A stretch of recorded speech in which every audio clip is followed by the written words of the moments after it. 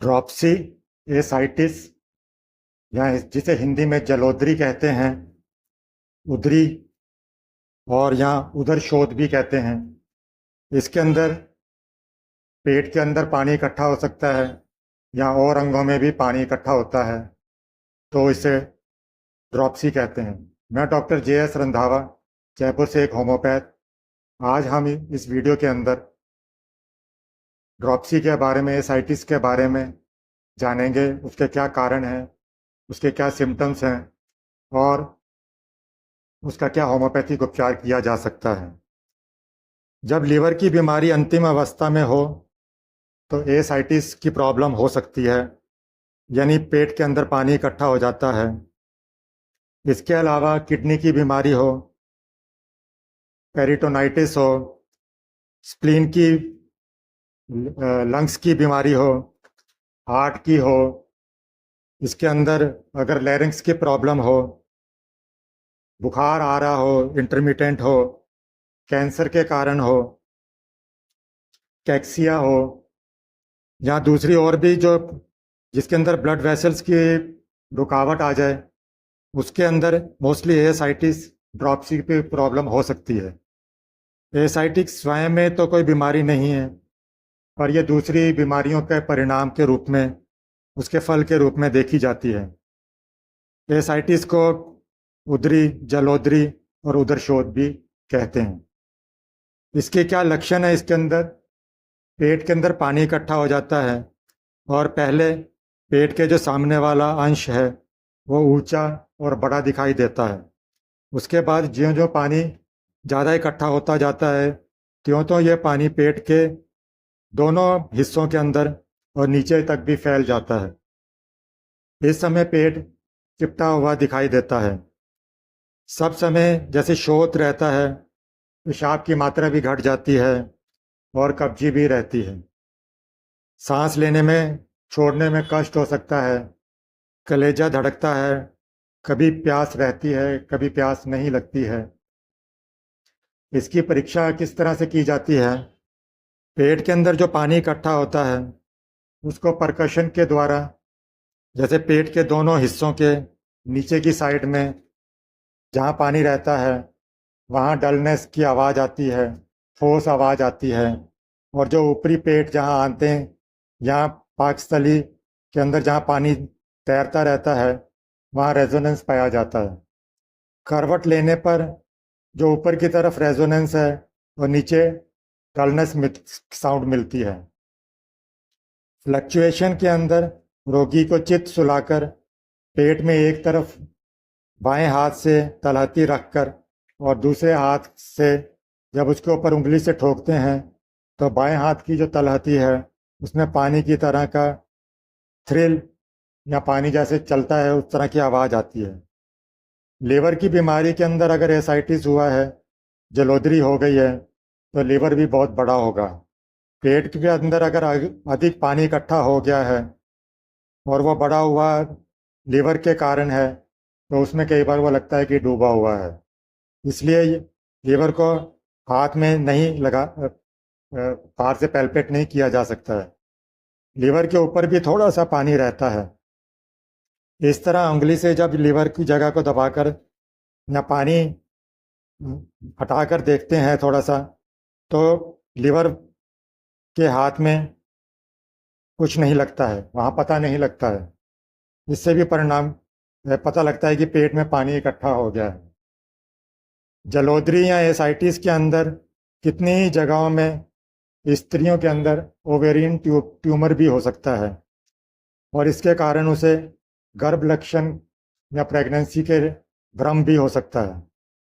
अगर जो ovarian tumour है वो खूब धीरे धीरे बढ़ता है, वो चाहे दाहिना हो या बायां हो, दोनों ओर से किसी एक तरफ पहले ये बीमारी होती है और रोग वाली करवट पर दबाकर, सुलाकर या करवट बदलकर रोगी को जब परकशन किया जाता है, रोग वाली जगह पर डलनेस पाई जाती है।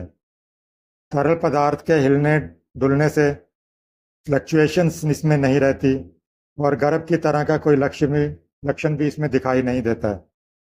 और स्वस्थ रोगी की तरह वो हो जाता है।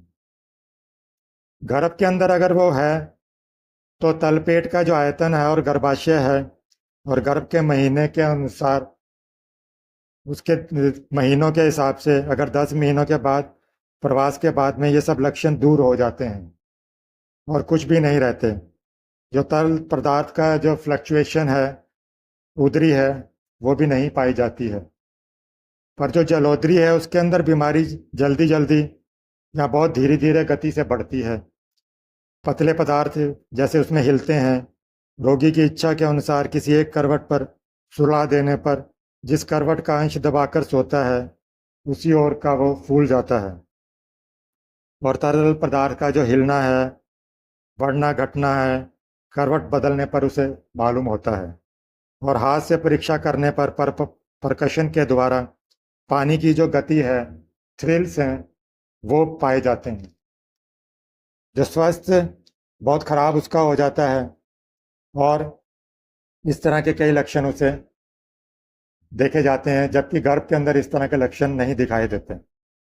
इसके अंदर पाथ्य क्या हो सकते हैं कि रोगी को नमक का सेवन बिल्कुल कम कर देना चाहिए, हल्के ताकत देने वाली तरल पदार्थ देने चाहिए, बीच बीच में गर्म पानी भी दे, गर्म पानी से उसको स्पंजिंग करें ताकि उसको कहीं सर्दी ना लग जाए, हमेशा गर्म कपड़े पहनाकर रखें, पेशाब पर और लैट्रिन स्टूल के ऊपर पकाने का ध्यान रखें कि किस तरह का आ रहा है। खूब पुराने चावल का आप भात खिचड़ी दे सकते हैं, जौ का मांड, मूंगी, कुल्थी की दाल, सेम, करेला, लाल स्वेंजने और शलगम, परवल, मूली, नीम, पालक का साग, बैंगन, मक्खन और ये जो लहसुन है, ये सब चीज़ें इसके अंदर पाते हैं। जो इसके अंदर मना है वह है नए चावल, दही, खट्टी चीज़ें, रसीले पदार्थ, पानी ज़्यादा, सूखी साग, सूखी मछली और नमक। जो औषधियाँ होम्योपैथी की हैं वो सिम्टम्स के हिसाब से, सिमलिया के हिसाब से ही इस्तेमाल की जाती हैं, जिसके अंदर एपिस है, आर्सेनिक है, एपोसाइनम है, कैलकेरिया कार्प है, चाइना है, कॉल्चिकम है, डिजिटेलिस है, एसिड फ्लोर है, ग्रेफाइटस है, हेलिबोरस है, kali carb, lycopodium, magnesium mur, merc vivus और सल्फर लाभदायक है।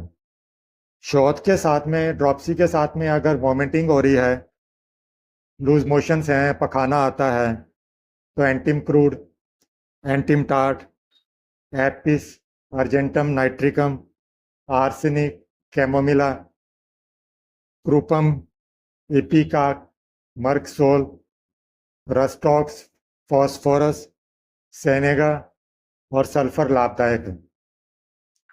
पैरों में अगर घाव हो जाएं ड्रॉप्सी के कारण तो आर्सेनिक, ग्रेफाइटस, सल्फर, लाइकोपोडियम, रस्टॉक्स और साइलिशिया कार्य करेगी। निचले अंगों में अगर शोध हो रहा है, पीप नहीं होती है लेकिन हमेशा पानी की तरह रस निकलता रहता है, तो पहले रस्टॉक्स दी जाती है। अगर फायदा ना हो तो लाइकोपोडियम लाभदायक है। ड्रॉप्सी के साथ में, एसाइटिस के साथ में अगर खांसी हो रही है तो एपिस, आर्सेनिक, कोल्चिकम, हेलिबोरस और नाइट्रिक एसिड लाभदायक है। गर्भावस्था के अंदर अगर शोध हो रहा है, ड्रॉप्सी है, तो डिजिटेलिस लो पोटेंसी के अंदर, 6 पोटेंसी के अंदर दे सकते हैं। इसमें समूचा शरीर फूल जाता है और निचला अंग अधिक फूलता है और पेल्पिटेशन, कलेजा भी धड़कता है। एपिस 30-100 में तब देते हैं जब पेशाब की मात्रा बहुत कम हो जाती है, इसमें प्यास नहीं लगती, पेट में मांस जो है उसके अंदर बहुत दर्द होता है, शरीर में जगह जगह डंक मारने जैसा दर्द होता रहता है और बैठने और के अंदर जलन होती है और सांस छोड़ने में लेने में उसको तकलीफ होती है। एपोसाइनम मदर टिंचर में ले सकते हैं, 30 के अंदर भी ले सकते हैं। प्रायः सब तरह के जो शोध हैं, ड्रॉप्सीज हैं, उसके अंदर ये बहुत लाभ करती है। इसमें जो पाकस्थली है उसके अंदर उत्तेजना रहती है। पानी पीते रहे अगर तो उससे उसको वॉमिटिंग हो सकती है, उससे वो निकल जाती है। और कीचड़ की तरह का गंदला पेशाब आता है, डायरिया हो सकता है। आर्सेनिक 30 के अंदर जब बहुत प्यास लगती है लेकिन थोड़ा थोड़ा पानी पीता है, रोगी बहुत कमज़ोर है, एंजाइटी है, उसे बेचैनी होती है, रात को मानो उसका सांस रुक जाए, सोते सोते वो बैठ जाता है, बिछावन से उठकर आगे की तरफ झुकता है, शरीर उसका ठंडा और पर भीतर से वो गर्म रहता है। चाइना इसके अंदर 30-100 में जब लीवर स्प्लीन की बीमारी की वजह से ड्रॉप्सी हो तो अधिक लाभदायक है। कॉल्चिकम जब पैल्पिटेशन हो, कलेजा धड़कता हो, रात को 11 बजे से लेके सुबह के 3 बजे तक सांस लेने में तकलीफ हो, पहले पाकस्थली के अंदर जलन होती हो, उसके बाद में उसको मिचली आती हो, नौजिया वॉमिटिंग हो, रोगी को कभी खूब भूख लगती है, कभी नहीं लगती है, चमड़ा उसका सूखा हो जाता है, बदरंग हो जाता है, पेशाब भी थोड़ा आता है और उसको सड़े खून की तरह की बदबू भी आती है। ग्रेफाइटिस है, ये 30 के अंदर तब यूज़ करते हैं जब घुटने के नीचे बहुत ज़्यादा सूजन रहती है और उसमें से गोंद की तरह का लसदार रस निकलता है। एसिड फ्लोर के अंदर उसका लीवर बड़ा हुआ होता है, जो शराब पीते हैं, विस्की ज़्यादा लेते हैं, उन्हें यह बीमारी अगर होती है ड्रॉप्सी की तो ये अधिक लाभदायक है। एक मेडिसिन है CONVOLVUL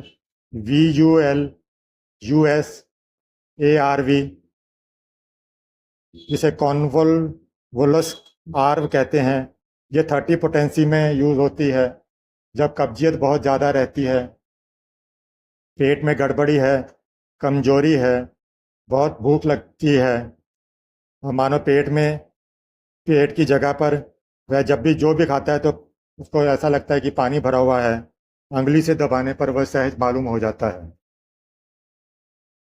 काली कार्ब इसके अंदर लीवर के अंदर, हार्ट के अंदर अगर बीमारी की वजह से ड्रॉप्सी हो रही है तो ये कार्य करती है। लेकेसिस 30 के अंदर जब हार्ट है, लीवर है, स्प्लीन की जगह से शोध होता है, काले रंग का थोड़ा पेशाब आता है तो ये कार्य करती है।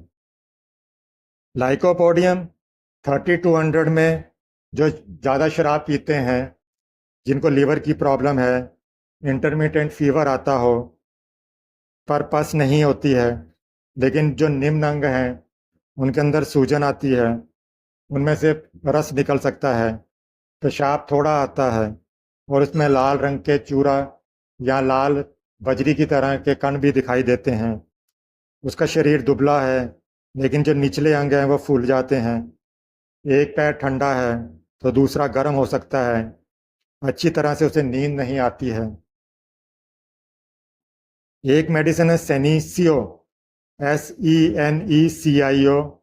ये 30 के अंदर तब इस्तेमाल करते हैं जब पेट बहुत कड़ा हो जाए, जो निचले अंगों का शोध है, पेशाब लाल है, थोड़ा है, पेशाब कभी कभी खूब होता है और पेशाब कभी बहुत कम होता है।